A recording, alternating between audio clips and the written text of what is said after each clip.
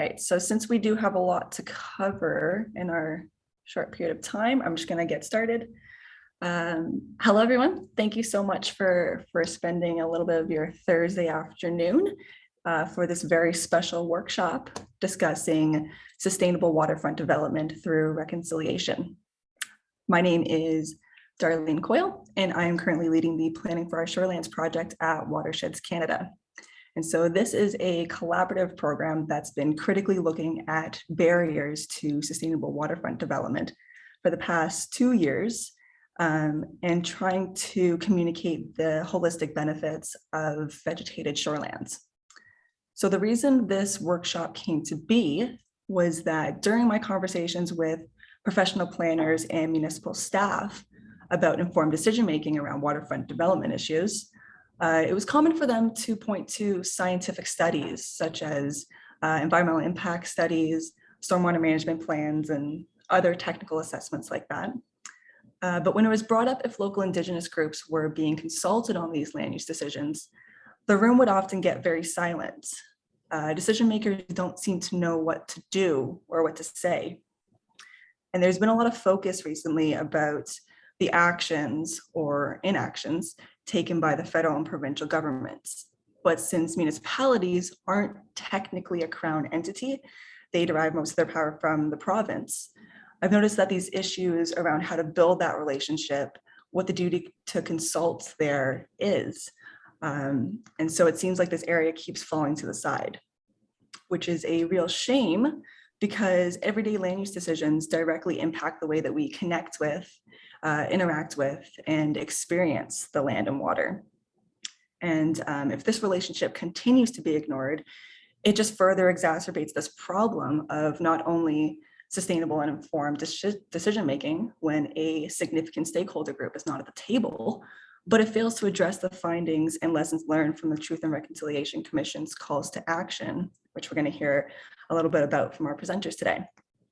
So the Ontario Professional Planners Institute has recognized this failure and has released its findings from its Indigenous Perspectives in Planning Task Force. And we are actually very lucky today to have one of those members of the task force here today. So in today's workshop, we're going to hear from two incredible speakers to hear about their history, the tangible legacy colonialism has left on today's world, their experiences, and the emotional connection between the land and water. And so after these presentations, we are going to engage in a Q&A and a bit of an open discussion to reflect on these presentations today. So feel free to put your questions in the chat as we go along, or you can ask them yourself when the time comes by using the raise hand function. But if there is a question that you want to ask, but you're not that comfortable asking it yourself, you can send me a question directly in the chat and then I can ask it for you. This is essentially an opportunity for us to break down barriers. Whether you identify as an Indigenous person or a settler, this is a space for us to talk about the state of paralysis many people are feeling about Indigenous rights in Canada and start to identify ways that we can start to move towards reconciliation. Because if we can't talk about it, how are we going to get there, right? So this workshop is meant to be an introduction to a follow-up workshop where we'll discuss ways to improve engagement and consultation efforts from local decision makers. So with that being said, I want to introduce our speakers. Today we have Carrie Ann Charles, who is a member of the Chippewas of Georgina Island First Nation and is the Environment Partnership Coordinator for Cambium Indigenous Professional Services. She serves her community for over 17 years, including a term as counselor. She has extensive involvement in local bylaw development, waste management, and housing, and 8 years helping to build and sustain the First Nations Environment Department.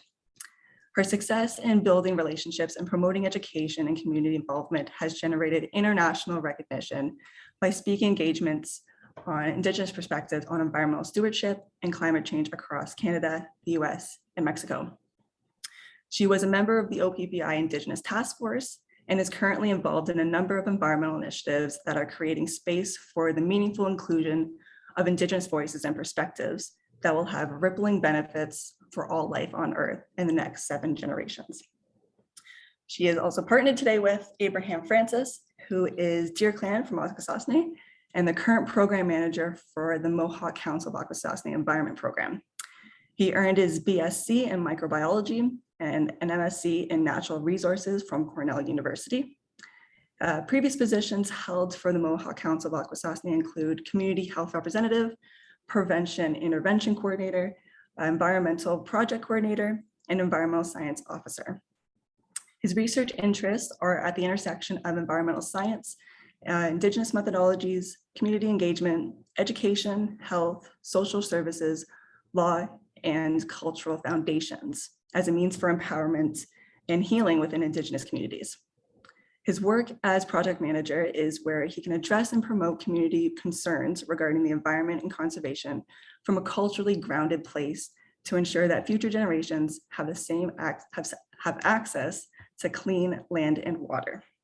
So with that being said, Abe, Carrie Ann, the floor is yours.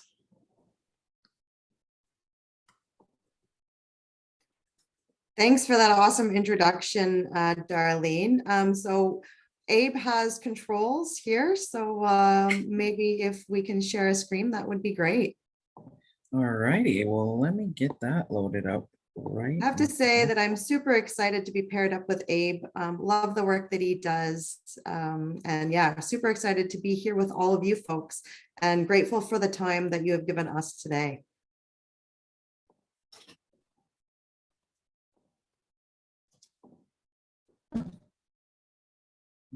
And I'm really excited to present with Carrie Ann. We have spent so much time together over these past couple of weeks and shared a lot.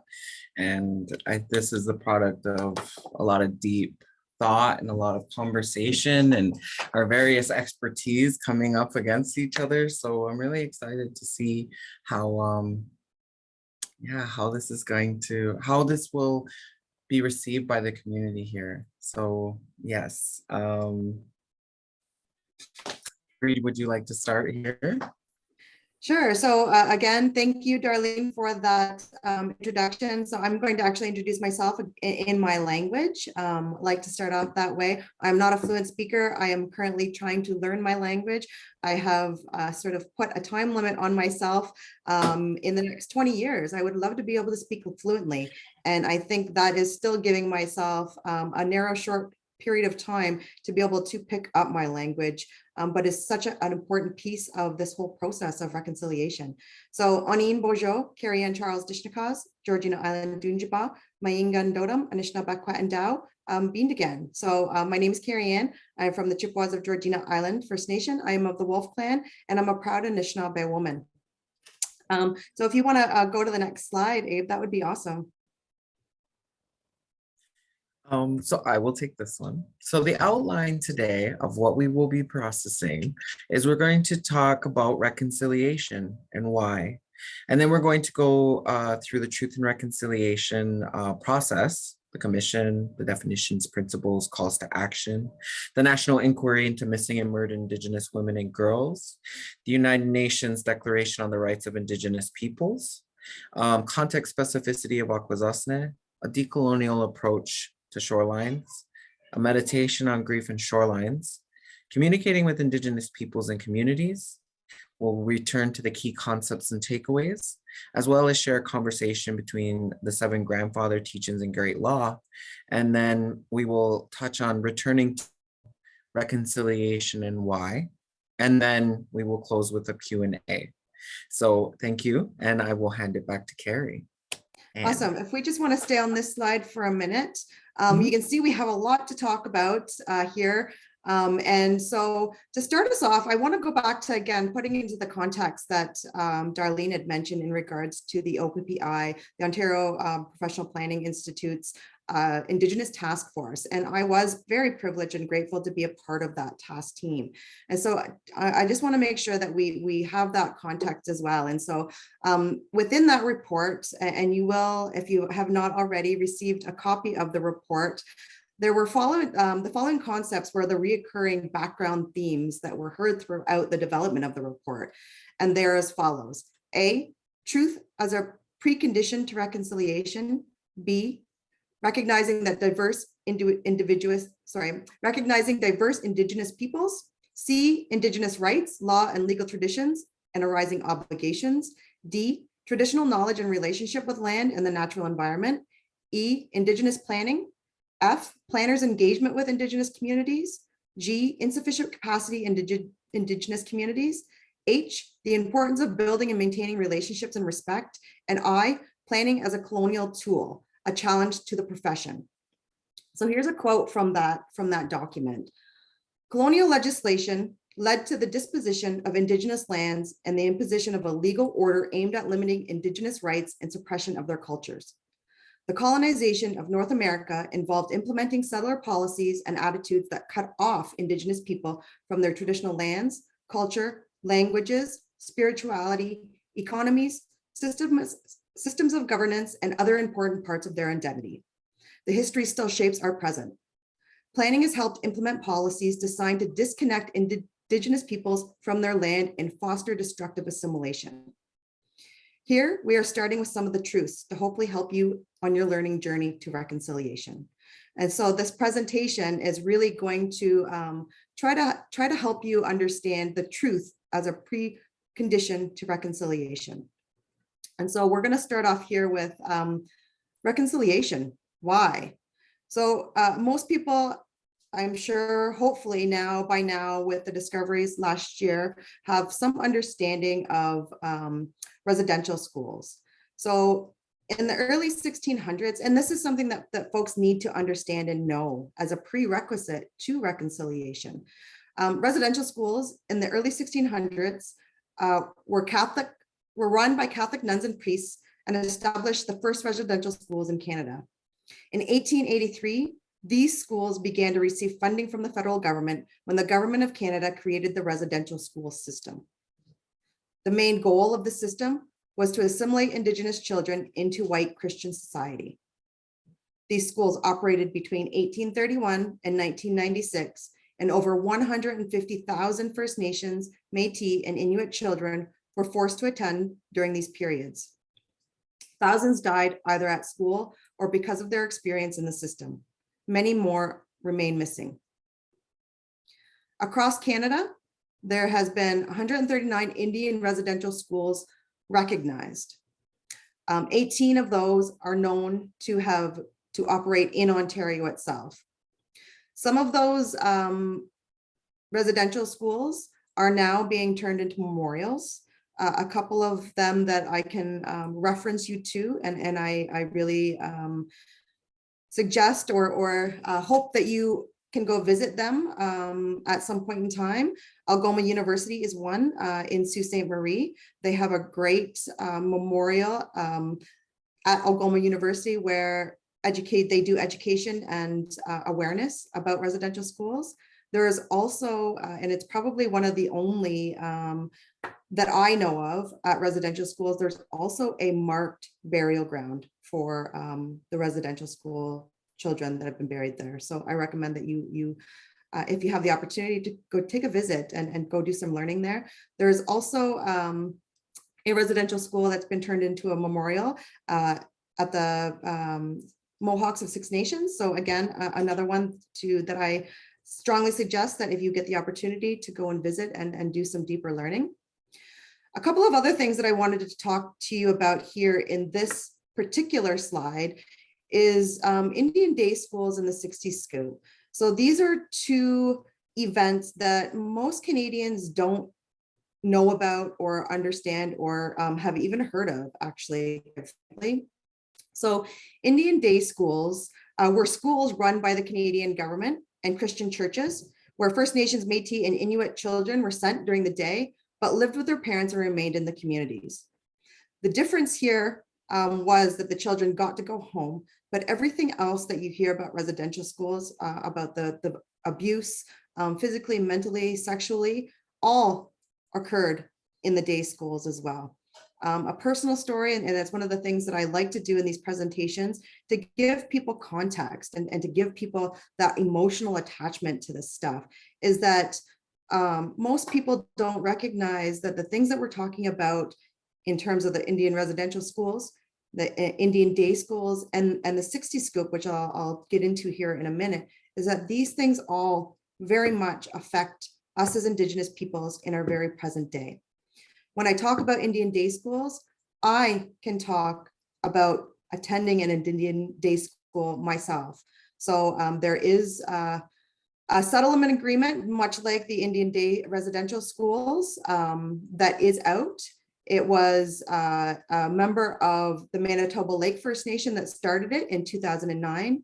And in August 2019, the federal court approved a nationwide class settlement to compensate survivors of day schools. And as of January 2020, 699 federally operated Indian day schools have been identified as eligible under the settlement. So I have 5 siblings. 3 of my siblings have already applied and received funding for this agreement. Myself, I am told that I'm at the cusp of being able to claim for this. Again, these are things that take time. And again, these are things that create trauma for us as we're applying and trying to receive some sort of compensation for the harms that have been caused to us. The 60 scoop is another topic that is directly related to Indian residential schools that most people don't hear about or know about. The 60 scoop was a period in which a series of policies were enacted in Canada that enabled child welfare authorities to take or scoop up thousands of Indigenous children from their families and communities for placement in foster homes, from which they would be adopted by white families from across Canada and the United States. These children lost their names, their languages, and a connection to their heritage. Sadly, many were also abused and made to feel ashamed of who they were. And that perpetuates into today. Another settlement agreement has occurred. So on February 14th, 2017, after an 8-year court battle, the Ontario Supreme Court judge ruled in favor of the 60 scoop, stating that the federal government failed to prevent on-reserve children from losing their Indigenous identity after they were forcibly taken from their homes. In August 2017, the Government of Canada and representatives of the plaintiffs signed an agreement in principle aimed to resolving 60 scoop litigation. Agreement in principle includes status Indians and Inuit.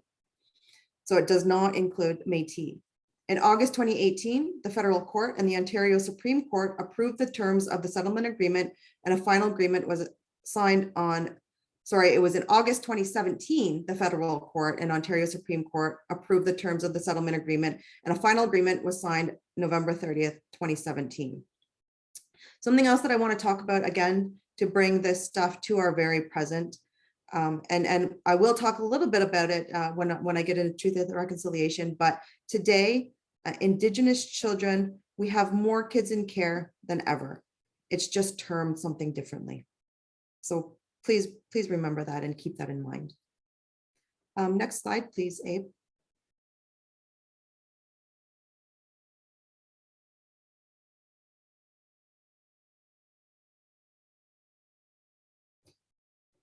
So Truth and Reconciliation, where does that come from? So the commission, on May 28th, the commission, the Indian Residential School Settlement Agreement. So it was a 6-year mandate to look into the Truth and Reconciliation. So the Truth and Reconciliation Commission was a requirement from the Indian School Settlement Agreement reached in 2007 and was the largest class action settlement agreement in history. It had a 6-year mandate to listen to and record the stories of Indian residential school survivors, and they heard almost 7,000 statements and inducted almost 100 honorary witnesses to work on reconciliation. 7 national events across Canada were hosted to engage the public, to educate people about the history and the legacy. Although, again, I'm not sure how many folks, and I know I'm one of them, did not hear about any of these events that happened across Canada. And when we do these Indigenous aware sessions with folks, very few people have actually heard about what any of these events were that were hosted across Canada. One of the things that I really like to ensure, and this is a high level presentation about this stuff, and please recognize that. And we hope that, after this presentation, that you will go on your own learning journey and dig a little bit deeper into this stuff if you have not already started that journey. But one of the things that I found when I was doing my own research, and please recall or please think about as well, from an Indigenous perspective, this is a journey for us as well. As myself, as a mid 40-year-old Indigenous woman, my learning started about 15 years ago. So this is a learning journey for us as well. And we need to embark on this journey together, learn from it, and move forward in a positive, good way for our future. So this quote comes from Senator Murray St. Clair and a couple of his colleagues within the commission. And it states, "It is due to the courage and determination of former students, the survivors of Canadian residential school systems, that the Truth and Reconciliation Commission of Canada was established. They worked for decades to place the issue of the abusive treatment that students were subject to at the residential schools on the national agenda. Their perseverance led to the reaching of the historic Indian Residential School Settlement Agreement.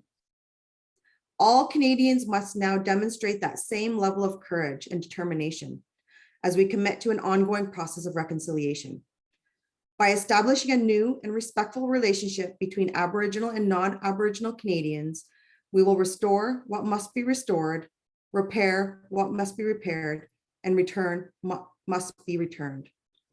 So that's a quote that I really find resonated with me as I was doing my educational journey on this stuff. And I hope that it resonates with you and it sticks with you as a Canadian, to have that courage to be able to do the work that's needed to reconcile, not just with each other as people, but also reconcile with the land. Next slide, please, Abe.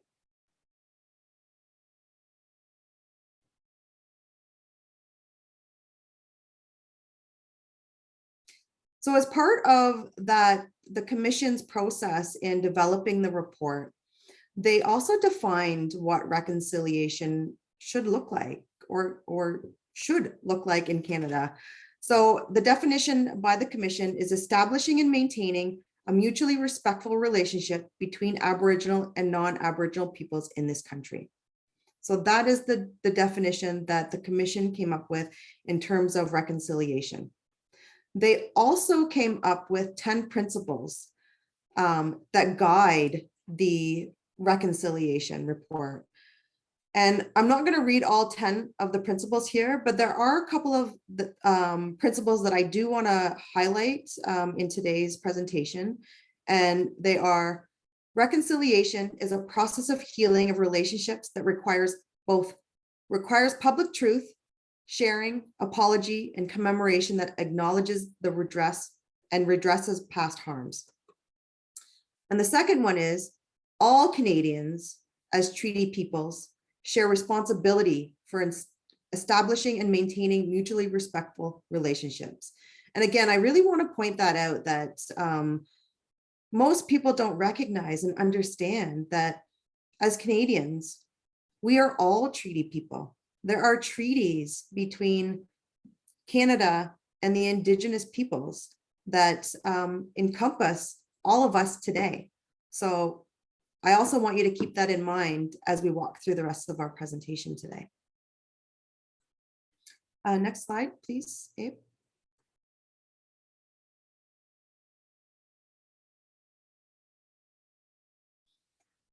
So out of the Truth and Reconciliation Commission's work came 94 calls to action.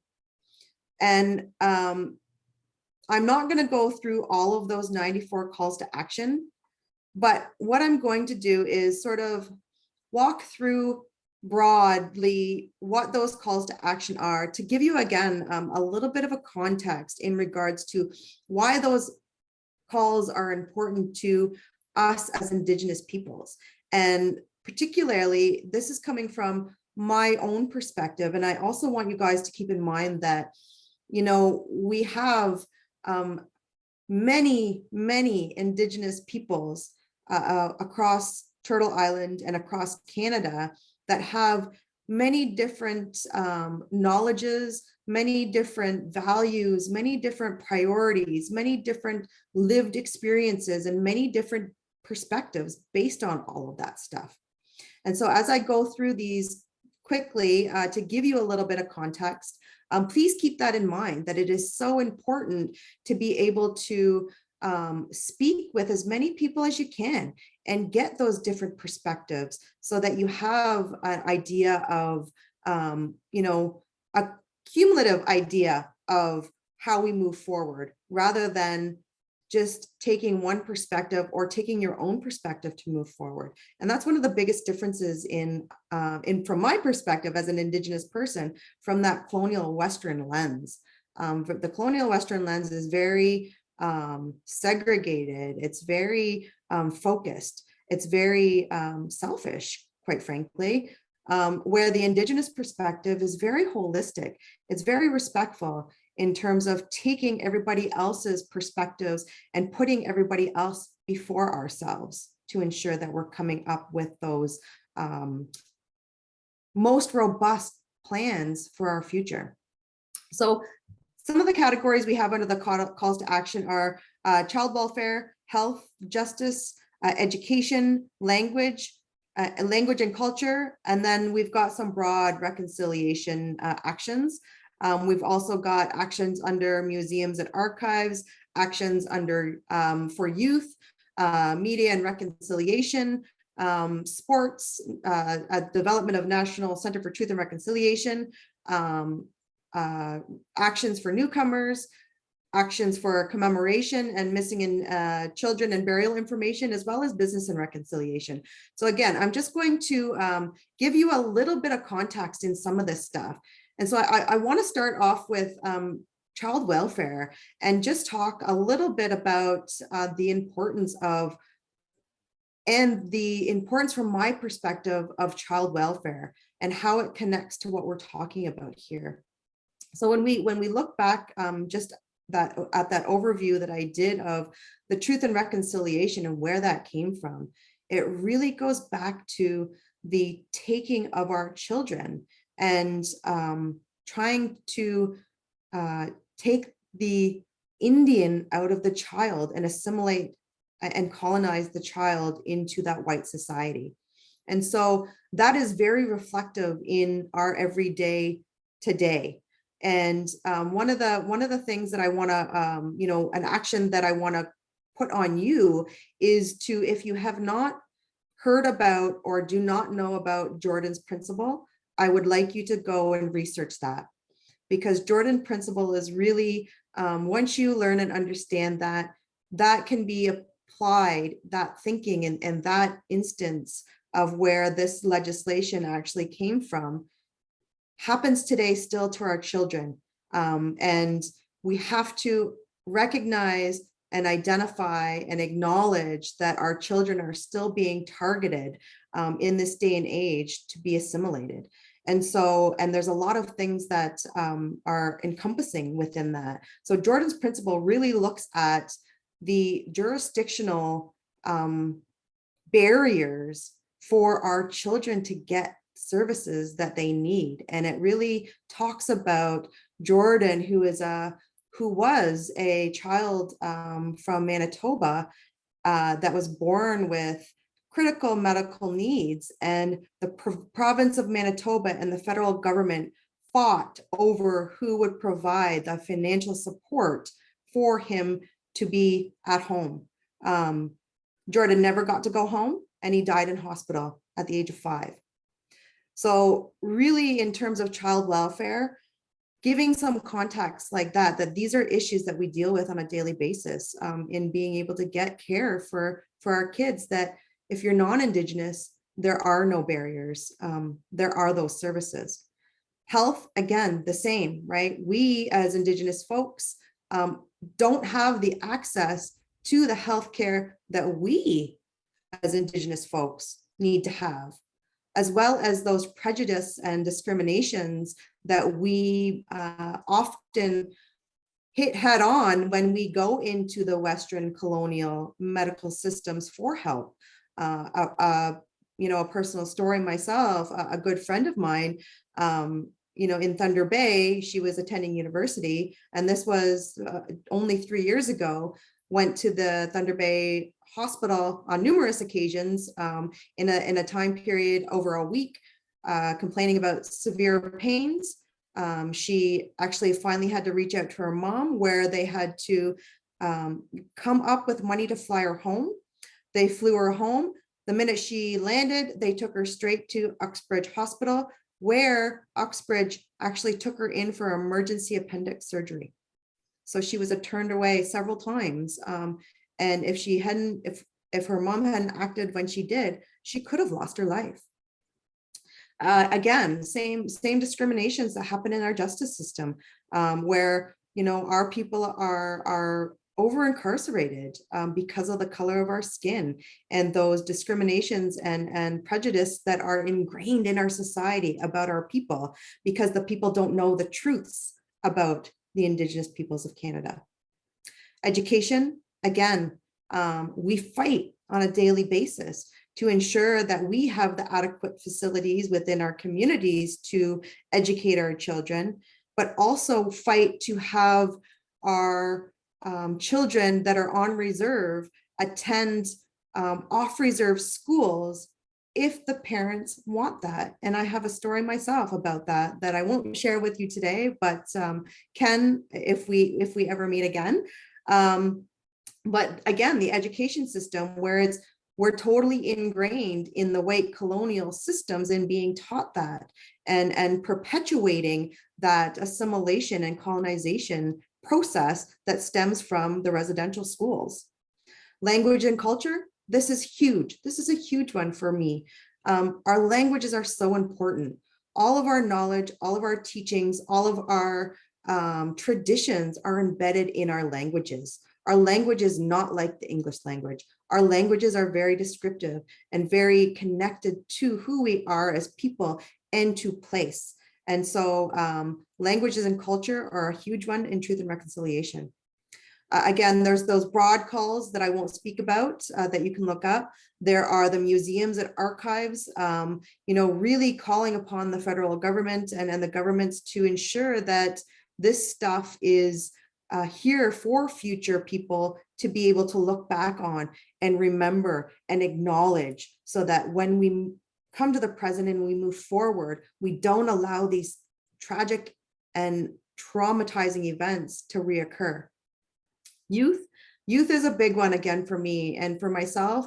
I have to say that I was very disappointed in terms of only one call to action being placed in there, being that, you know, the more I learn about us as an Indigenous people, our children are our future, and there is so much emphasis and care taken to ensure that they are guided in the right direction by our elders and the community members.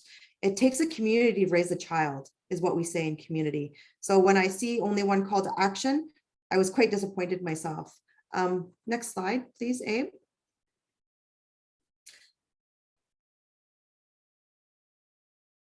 So again, a number of reconciliation broad categories that I will not go into. But again, I'm just going to skip down here to the missing children and burial information. That goes back again to the residential schools and those findings. And I want to bring to people's attention that although the calls to action are out there, from my personal perspectives and from my truth, there's not much being done by the federal government in regards to acting on these actions. And the missing children and burial information that stems from the residential schools, unless the Kamloops community hadn't acted themselves to start those investigations, it is my personal opinion that those investigations would not be happening and would not be supported by the federal government as we speak. And they're not fully being supported from my knowledge, that a lot of these communities that are starting to embark on these investigations are actually raising money to do so on their own. So we need to hold our government accountable in terms of this stuff that they are putting out, because it is not, it is lip service at this point, in my perspective as an Indigenous person.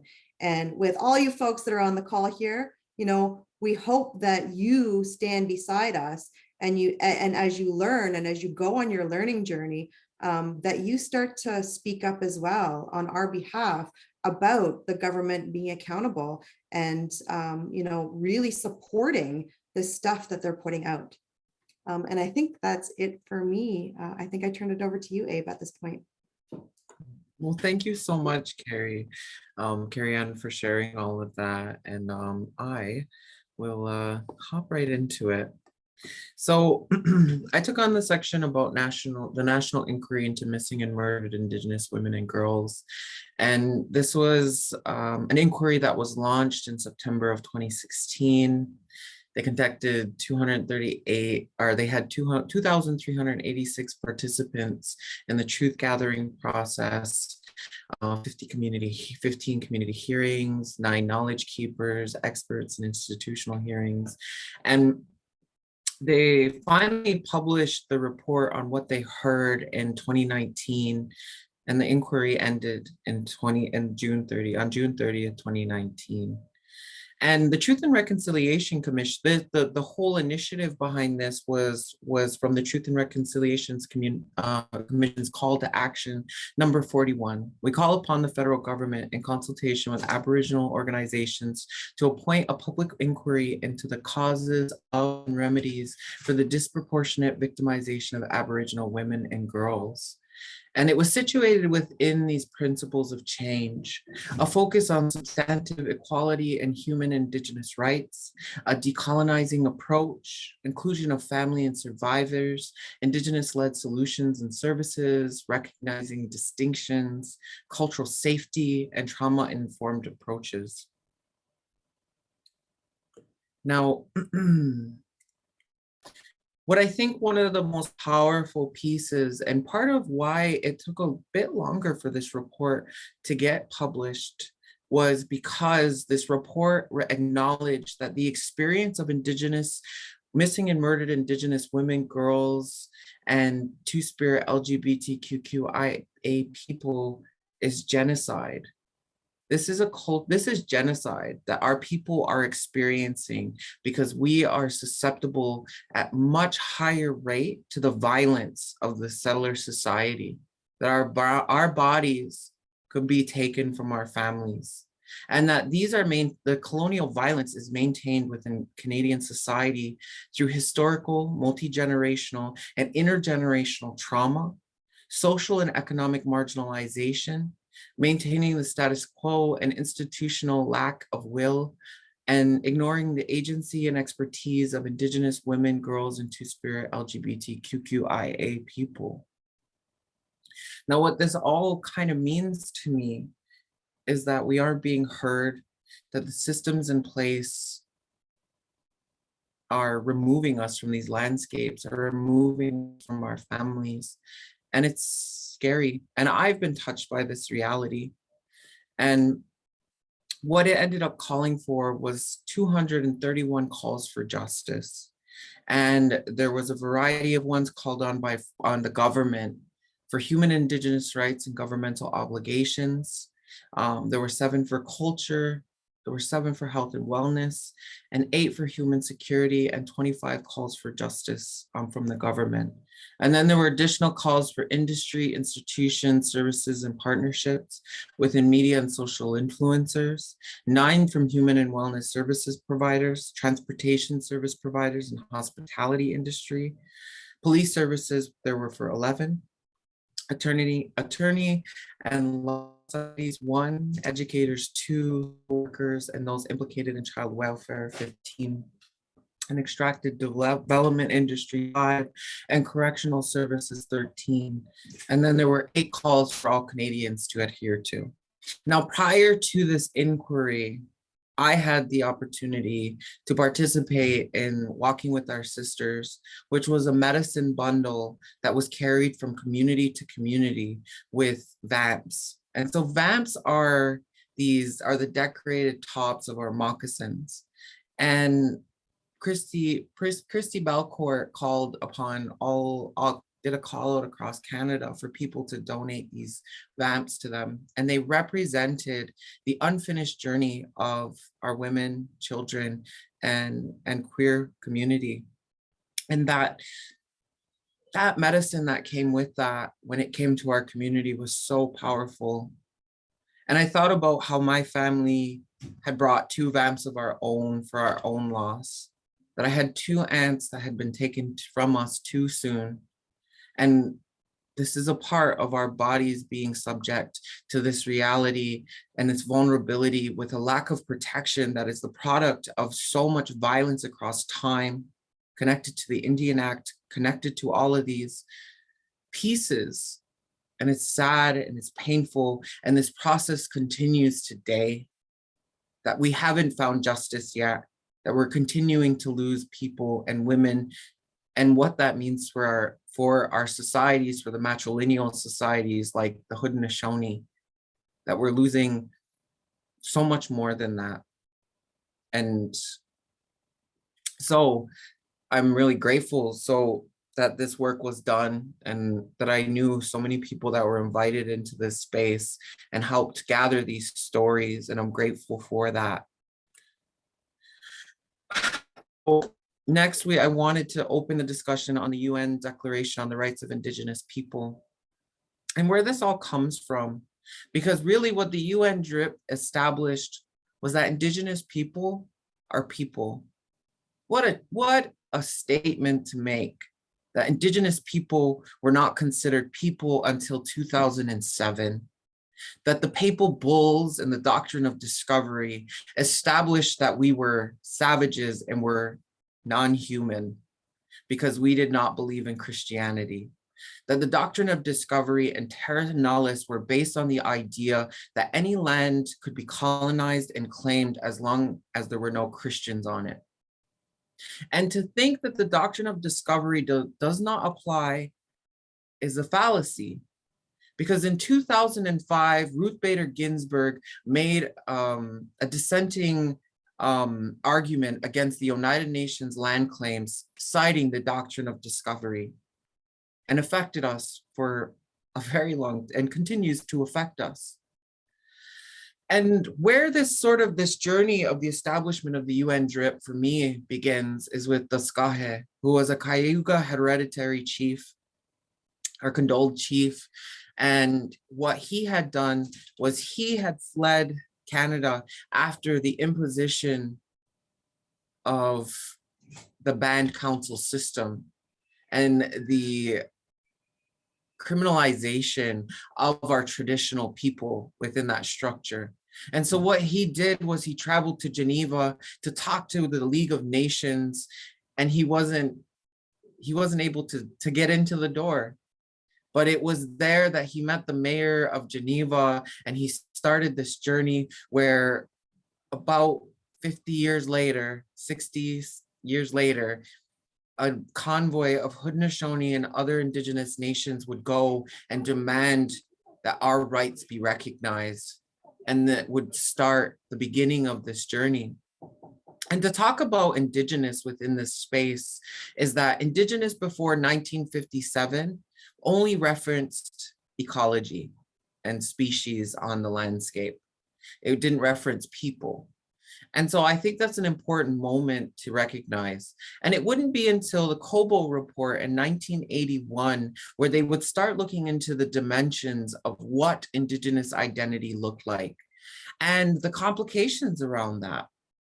That as we expand and add more layers to what defines an Indigenous person, it makes it more exclusive, and it excludes more people and makes it more subject to, makes our people subject to erasure.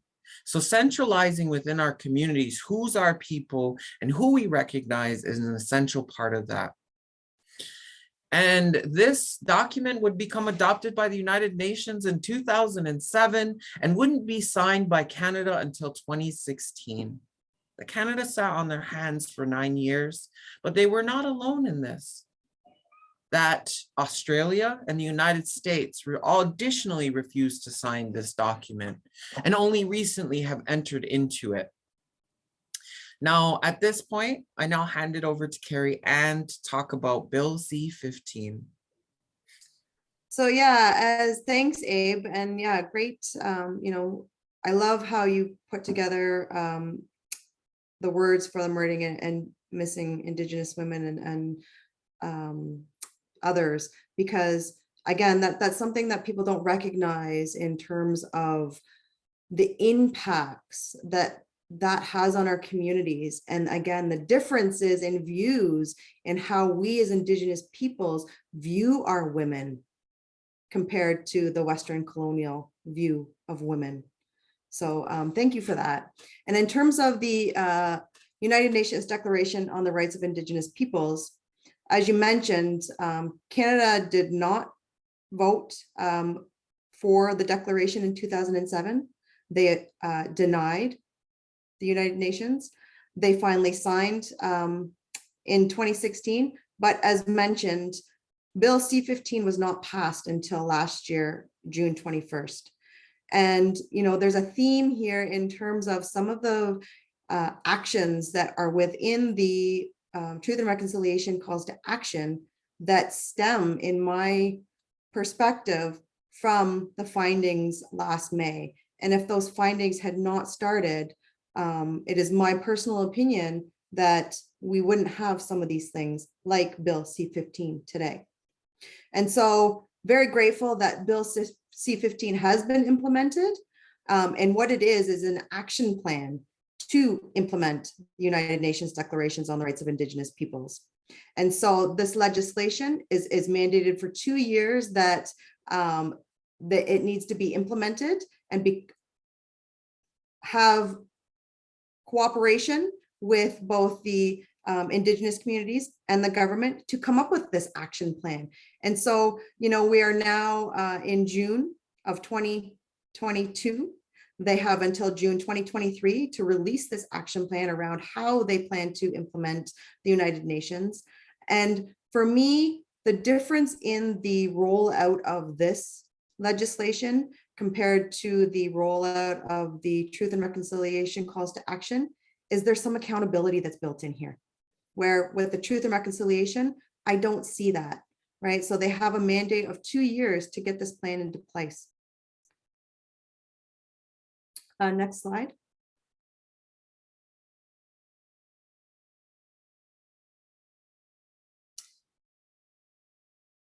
So under the United Nations Declaration of Indigenous Peoples, as Abe had mentioned, and it really just baffles me that it had to become legislation for people to recognize and have to be, I guess, almost forced to recognize that us as Indigenous people, we are people.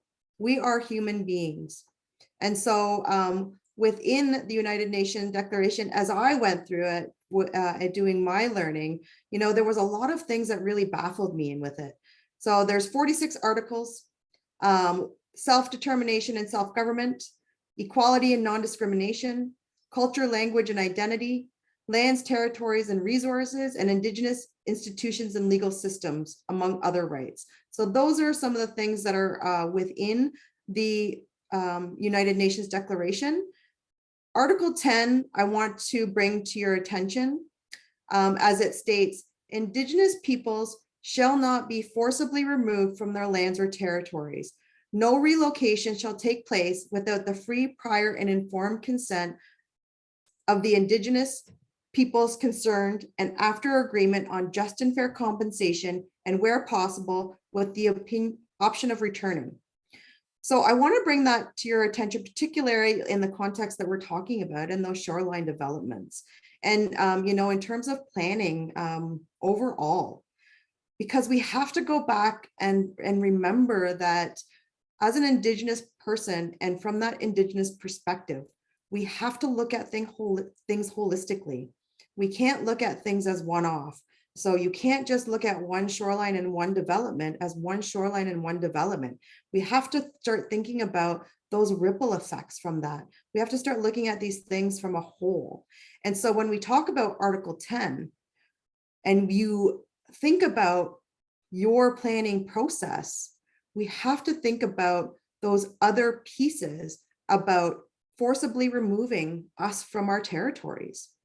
As each individual development happens, and as you're part of that planning, and you're paving things over, and you're destroying wetlands that are critical to all of our survival, that has a ripple effect. And although it might not have an effect on Indigenous peoples in your perspective at the moment, we have to think those 7 generations and for our future generations in terms of the things that we're doing. So with the cumulative effects that are happening now because of these developments being looked at as one-offs, we are being forcibly removed from our lands. We no longer have, in some of these areas, because of development and because of planning processes, we have no longer access to our foods that sustain us, that we harvest. We have no longer access to those shorelines that we desperately depend on, that provide us, provide everything with clean water and that lifeline. Water is our lifeline. We have no longer access to, those traditional medicines and those flora and fauna for our ceremonies that are so important to consider and to understand that the ceremonies are so important because it's gratitude. Our ceremonies are gratitude, thanking Creator for all that they have provided us to sustain us. So we need to really start thinking about these things a little bit differently than how they're written in the colonial Western context, and really start to understand and meaningfully incorporate those Indigenous perspectives into this stuff. I think it's back over to you, Abe. So thank you so much. We appreciate what you added to the UN drip and connecting it to shorelines. And so what I'm doing is I'm bringing it into Akwesasne, and I use context specificity specifically to talk about the environmental and political history of a community as well as their biocultural context. And I wanted to invite you in to see where I live and where I work. So if you see here, this is Akwesasne at the intersection of the United States and Canada. I live in the southern portion of Akwesasne and I work in the northern portion. I actually work on that little pink piece right there. And I have to cross the border every single day. But an additional layer of problems that kind of come into play is that we're additionally bisected between Quebec and Ontario. And that leads to an additional layer of complications. So in this space, I'm just kind of giving you a context where I am, where I come from, how I live my life on a daily basis is about resistance to this imposed border and the violence I experience on a regular basis because of it, but also the ways I reject it because I have no respect for this border, very much like the ecosystems and fish and animals that live here have no respect for it.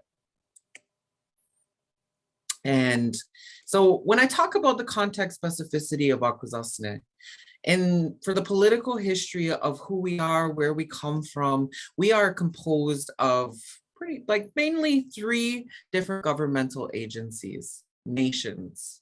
So the Mohawk Council of Akwesasne, who I work for, is the governing body within the northern portion of Akwesasne and manages the relationship between Akwesasne and Canada.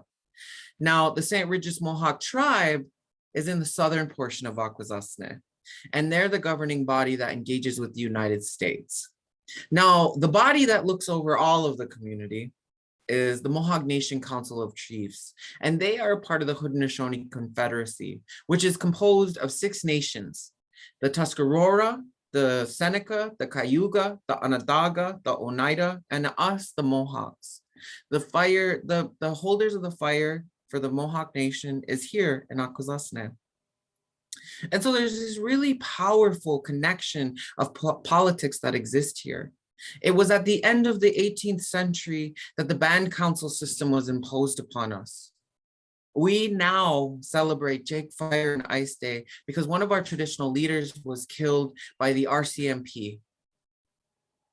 And so within that action, our traditional governance system was forced underground. And these systems were imposed upon us. In the same way, for the St. Regis Mohawk tribe and for MCA, there was a vote for who would govern us and how would we govern ourselves. And we wanted the Mohawk Nation Council of Chiefs to do that. But the government didn't like that. And so they held elections off territory guarded by police. So from an ecological history perspective, there is the St. Lawrence Seaway and the Robert Moses and Saunders Dam that exists here. And what happened was there was a deepening and a widening of the channels across through Akwesasne. And it's caused erosion in our community, but what it also did was it invited in environmental violence into our community. Industry seeing cheap energy, and Alcoa and GM and Domtar and coal tars established within and around our community and dump toxins into our environment. So it wouldn't be until the 1970s that we would look into this and the problems it caused, and we would put in a no consumption fish advisory by the Mohawk Council of Akwesasne and later by the St. Regis Mohawk tribe because of how bad the contamination was. And later on, the establishment of the areas of concern, one on the North Shore with Canada and the South Shore with the United States. And it was through this process that my people have stood up consistently, emphasizing what has happened, because violence on the land is violence on my people, our culture, and our future. And this applies exactly to shorelines. And the reason that this comes in, and this is how I explain it through the biocultural context of how we are connected to the place and everything around us. The Ohandagaliwadekwa, or the Thanksgiving address, is our relational and our knowledge system framework. It's our kinship network. It's who we are and how we relate to creation around us. And it outlines our roles and responsibilities to each other.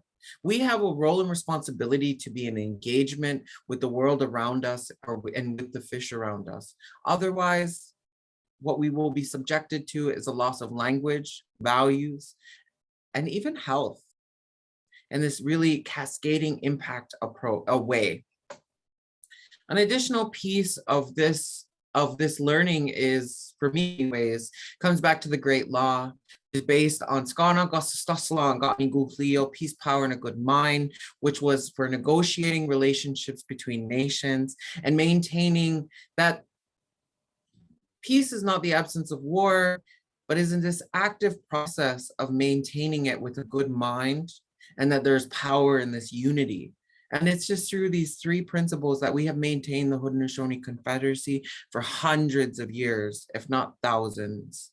And we are here, we are present, we are practicing, and our traditional governance system continues.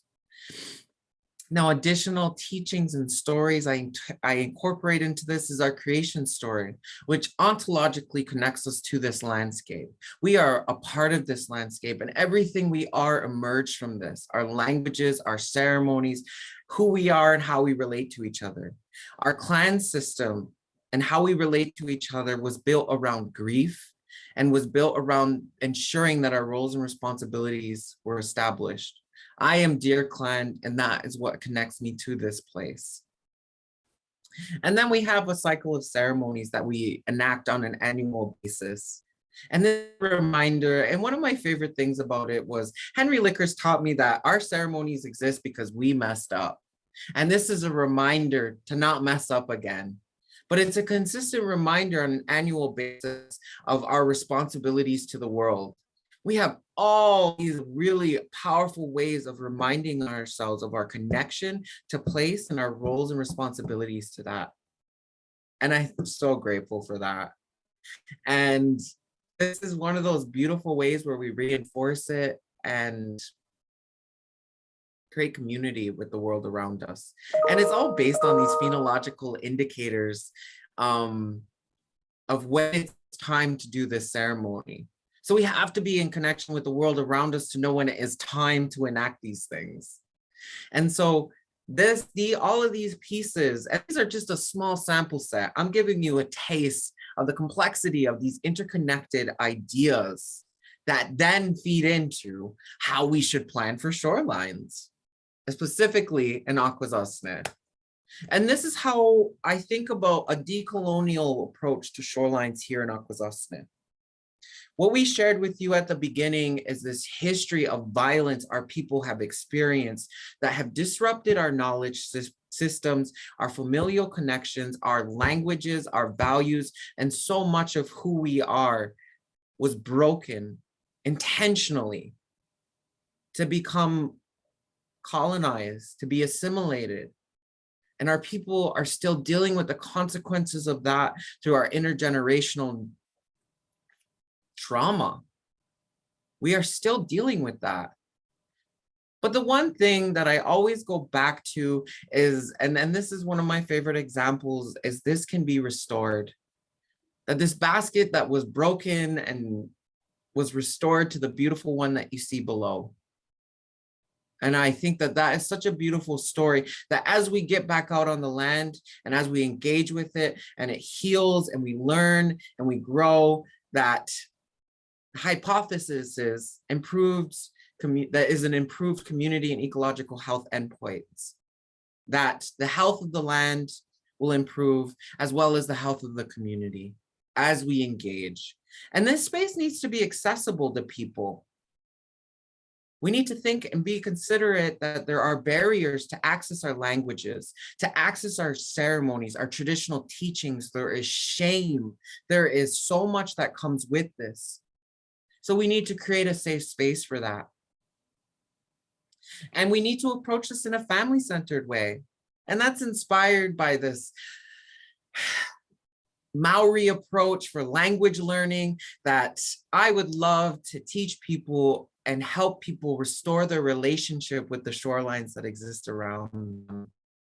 That they are caring for their families and the community by caring for their shorelines. And they'll be able to see the improved ecosystem health indicators along that shoreline with biodiversity, with species at risk presence, and medicines, learning those languages, the names of those species, how to gather them in a sustainable way.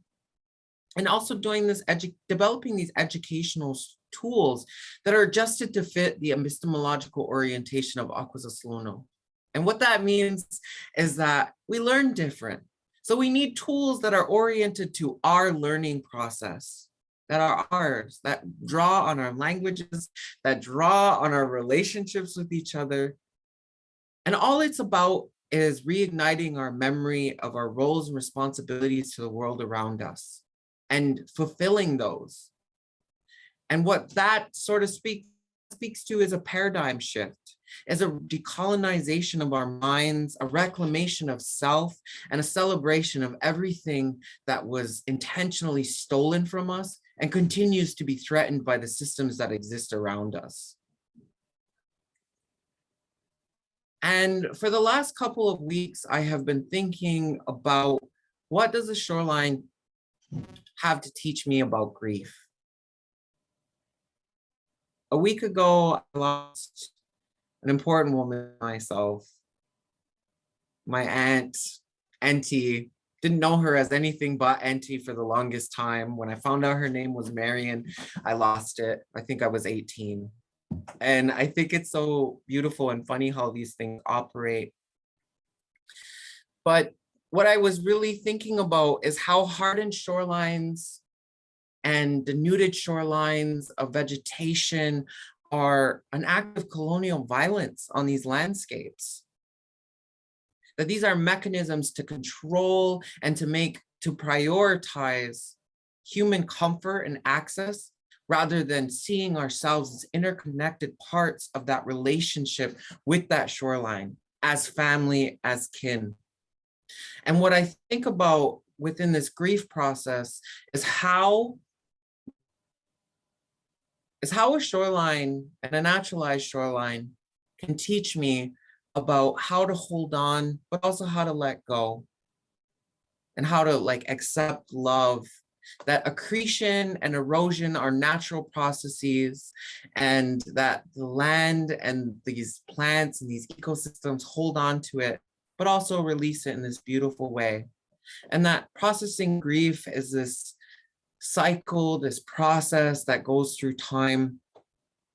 And I often go back to this teaching and to this piece that one of my mentors, Carol Warrior, taught me. And this is a piece from one of her writings that I shared as a resource. The very first paragraph: Indigenous philosophers from the Western Hemisphere seem to agree that all contents of the cosmos are related to one another, and some suggest that all things are each other.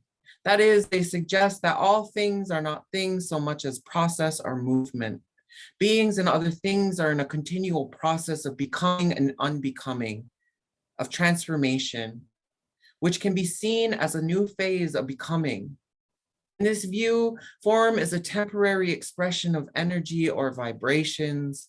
These pulsing oscillations cycle through birth, life, death, renewal, and again, life. And in this time, I find myself comforted by the teachings of my people. And I fall back to what one of another mentor, Smokey Sumac, taught me, that those Haudenosaunee are really good at grieving. And I grieved for the last week, and the way that my people grieve, and the way that my community grieves. That for the first time in over 2 years, we got to lay to rest a family member in a way that we do as family, surrounded by laughter, playing cards, sharing food, singing songs. And we got to do justice to a memory of a woman that taught us how to be family with each other and care for each other where we were at, and fight, but still love each other in this beautiful way. And so I just returned to this piece. And the last piece I have when I think about grief is teaching I was given, that when somebody passes in your family, that your fire gets scattered. And when your fire gets scattered, your mouth, your nose, your eyes, your ears are filled with smoke. So you can't see correctly, you can't speak correctly, you can't hear correctly because you're clouded. But we have this time to grieve with each other and be cared for by our community, to process. And we also have medicines that help us ground ourselves, to clean our eyes, to clean our throats, to clean our ears, to grieve and celebrate a life, because death is just another stage of our journey in this life. And it's okay. And that grief is just an extension and directly related to how much you love someone. And it's this settler colonial society that doesn't give us time to grieve and struggles with that. So that is, in this moment, I celebrate my community and my family for being there, for loving me during a time that was so difficult. And I'm grateful.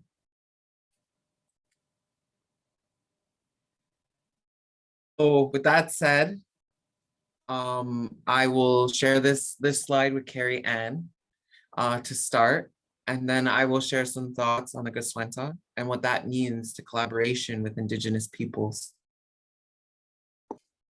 Thanks, Abe. And, really appreciate, again, your truths, right? And I think in our day and age, and in the colonial constructs that we as Indigenous people are forced to live in, and are oppressed in being able to share the way that you have shared your truths and that grieving process. And I think one of the things, when we talked about this workshop and how and where it would go, that was a big one, I think, for us in regards to both of us grieving family that have passed, but also reflecting on those teachings, because also there's a teaching moment in all of this stuff that we're taught, and that most people don't take the time to sit back and recognize what those teaching moments are and gain from that positive energy to help you move forward.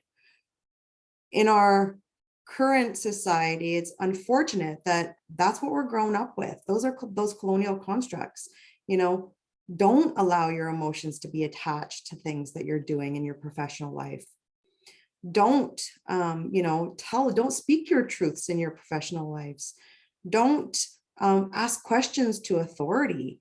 There's all of these things that are ingrained in our society that need to be uningrained in our society. We have to. We've been given those emotions by the Creator for a reason. And that is to ensure that as we move forward in this life, that we recognize our actions and how they will have a ripple effect on others. And so, that is a big part of it, is that we all must understand as people of Turtle Island that we have to grieve. We've all been colonized, not just the Indigenous peoples. Everybody in today's society has been colonized. That those truths have been kept from all of us. And so we need to go through those processes as people and remember that we are people, and that we need to connect with each other, and that we need to allow our emotions to guide us so that we're making those decisions for our future that are going to not have the ramifications of the way that we're thinking now.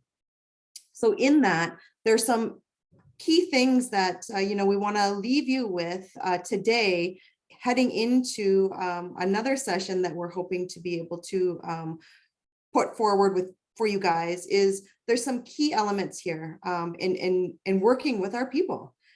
There has to be trust. You have to recognize that there are all of these atrocities, all of these traumatizing events that have happened purposely and intentionally to our people. And so we don't have trust in others that are not of our own. We have to ensure that research is necessary. Do your due diligence. Stop putting all of this on us, right? You have to ensure that you are as well as informed as you can be before you're engaging with us. Don't come to us not knowing anything, right? You need to be able to have some understanding. And with that understanding, be able to ask us those questions that you don't understand with that humility attached. Respect. You have to earn that respect. And that respect comes from being able to take that time to build that trust, take that time to do your own research and understanding from a high level before you engage with us, who we are, right? And some of those things that are meaningful to us. You have to recognize that the rights of Indigenous peoples are represented in legislation. So they're not just things that we advocate for, that there are rights. There is legislation that actually backs our rights now. And remember that colonialism has an impact, and that it will take time for those impacts to be rectified. Abe has talked, greatly about those intergenerational traumas. You need to understand what that is. Do your research on that. What is intergenerational trauma? How does that past histories and some of those events that we talked about, how does that bring us to the present, and how are those affecting us still today, and will continue to affect us well into the future as we embark on this journey of reconciliation together. And responsibility. It is on you to ensure that you are educated so that you can appropriately and adequately ensure that the work being undertaken is inclusive of the Indigenous perspectives and knowledge. You guys have to do that. This responsibility needs to be taken off of us. We've carried it for way too long. We need your help. So with that, I'll turn it back over to you, Abe. Thank you so much for that, Carrie Ann. So I wanted to share a bit with you about a place I operate from when I'm thinking about collaboration and connecting with non-Indigenous peoples and collaborators. So I use the 2-row, which you see here. And what it represents is a treaty without paper or signatures. The belt graphically represents the parties of the agreement with rows of purple wampum separated by white wampum. One purple row represents Dutch ships, while the other row represents Haudenosaunee canoes, while the separation symbolizes mutual respect for each other, each party's autonomy and perpetuity. And what that means to me is about respecting that we come from different worldviews, and that's okay, and that we need to respect each other. Because remember too, that our communities come with our own researchers, with our own doctors, with our own lawyers. We have equipped ourselves with the tools to be in these discussions. We are here, we are present, we are fighting. And I think that's important to remember, that these relationships need to be equal. They need to be healthy and supportive. And one of the really beautiful things about this treaty is that it needs to be polished regularly. And the reason it needs to be polished and what this represents is it needs to be reminded and resituated in people's minds. So that way it's not forgotten, that we're not above each other in either direction. And so I wanted to share that because it really speaks to me about building that appropriate relationship, that creates space for diversity in thinking, that it creates space for us to build together something beautiful. And that it's all based, that goes right back to those 3 foundational principles of the Skana Gusistaslangatni Guhlio, peace, power, and a good mind, that's what the white rose here actually represent. And so I just wanted to make sure I touched on that quickly. And then these are the key concepts and takeaways from what we wanted to share with you, and ensuring that you understood that all of it's connected, and that everything is relational and relationship based, that we have roles and responsibilities to the world around us, that we have a way of touching the past while also looking towards the future and existing in the present, and keeping all of those things in mind as we make our decisions, as we move forward and walk carefully on this land. As we shared earlier, that we are only borrowing this land from future generations. And there's so much knowledge my people have to offer about these landscapes, hence TEK.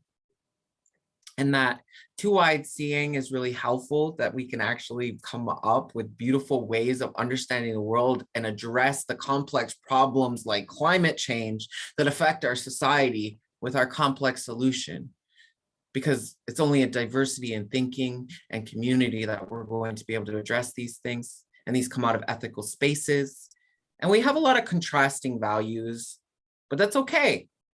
But in my mind, that is okay, as long as they do not produce a toxic relationship between us and ourselves. And that's often how I come back to relationships, is my understanding of abuse, of domestic violence, and that there's power here of healing, of growing together. And I wanted to take a moment to hand it back to Carrie Ann for what she had to share about this slide. Thanks, Abe. And again, I really love being able to team up with Abe, being that here you have an Anishinaabe voice as well as a Haudenosaunee voice, right? And you can see as well that there are definite values and synergies, but there's also differences in our perspectives and our histories and our values and you know, the things that we talk about here. And so relationship, again, right? Relationship is everything. Everybody and everything has a relationship. And in order for us to, you know, be able to move forward in that good way, we have to recognize that, and we have to put the work forward in ensuring that we have good relationships.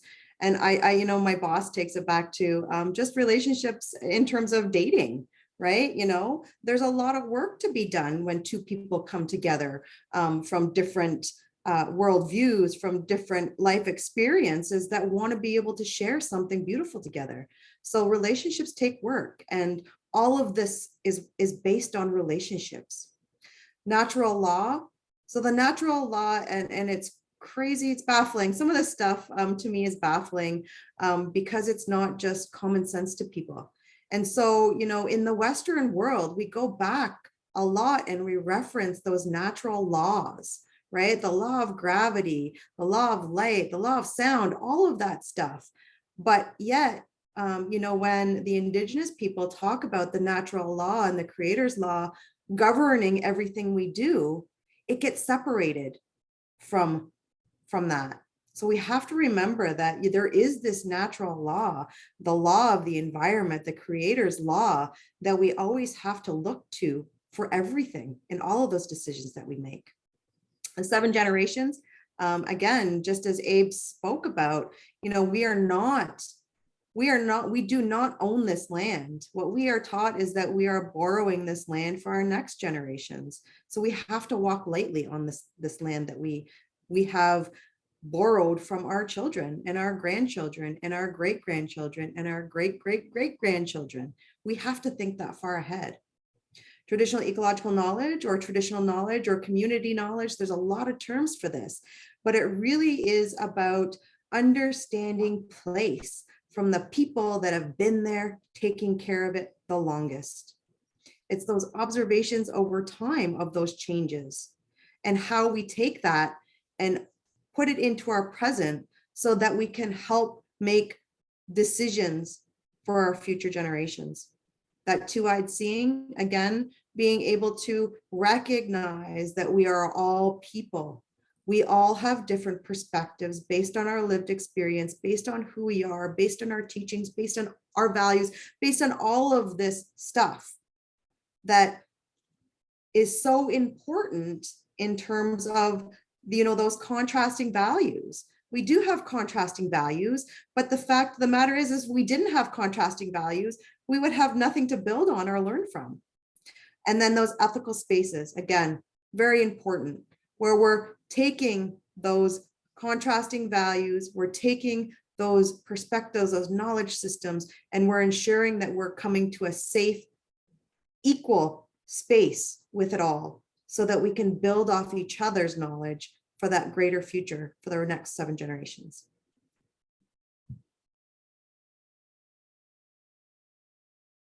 Thanks, Abe.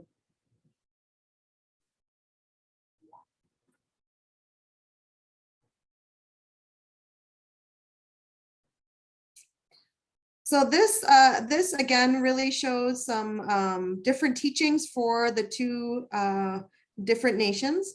And so here, this slide is the slide that I always like to end off with is the 7 grandfather teachings. And I truly try to ingrain these 7 teachings into my everyday life. And I truly believe that if everybody woke up and, you know, thought about this as they went through their everyday lives, that we would have such a better society today. And if we do this today, starting today, we will have a better society for our future. And so that is love, truth, courage, wisdom, respect, humility, and honesty. I'm not going to go into them. Again, that is a whole other session. But if you just take those 7 words and, you know, think about those on a daily basis and putting yourself last, not first, and you start to respect and think about others around you and others start to do the same, we don't have to be selfish. We don't have to put ourselves first because we've got everybody else that's looking out for us. So I'll end with that. And that's what I wanted to demonstrate real quick here is with the Great Law, that there are such different teachings, but they give us such unique insights. Like even Puro Wampum is something that's between us and the Anishinaabe, that we come from different worlds, worldviews, and land-based connections. And it's important to be attentive to those differences. That hyper-generalizing Indigenous people into this monolith is not going to help us do the critical work that we need to do, and is not going to move those relationships forward in that productive, generative way that we want them to be. So I challenge you to learn more about the people around you and the communities that are around you, and understand the lands and how they have changed. And I wanted to close with a reminder of reconciliation. Why? That these things that we are subjected to are not something in the past, that they are part of our current reality, that Colton Bushy, Tina Fontaine, Joyce, Ekwan were important parts of our community. And that the resistance that we have to fight for our rights and access to our lands continue to this day. And that we continue to grieve and are reminded regularly of the children that were lost in residential schools. And I come back to that often because I think about how much the land misses us because of these children that were stolen from us, the knowledge and the connection that was stolen from us. But we're here and we're going to reclaim those things, and we're going to call those children home, and we're going to honor them, and we're going to honor ourselves, and we're going to rebuild with our communities, and we're going to fight, and we're never going to stop fighting. Is the one thing that I want people to know is we just presented to you with some of the saddest stories, and I feel like for the most of this presentation I was just trying not to cry, but it's okay to cry, I know that. And but also remember too that we're happy people, that we're full of joy, and we have so much humor, and that we have fought so hard to be where we are and how we are, despite the challenges we are confronted with. And we will continue to find joy in our lives and reclaim everything that was taken from us. And with that, we got 3 minutes, I guess, for questions. Thank you so much, Abe, Carrie Ann, for the wonderful presentations. I think because we're a little out of time, I think that just goes to show how much the need for 2 sessions is. There's a lot to cover. There's a lot of background. There's a lot of stuff to cover before we even dive into these big issues.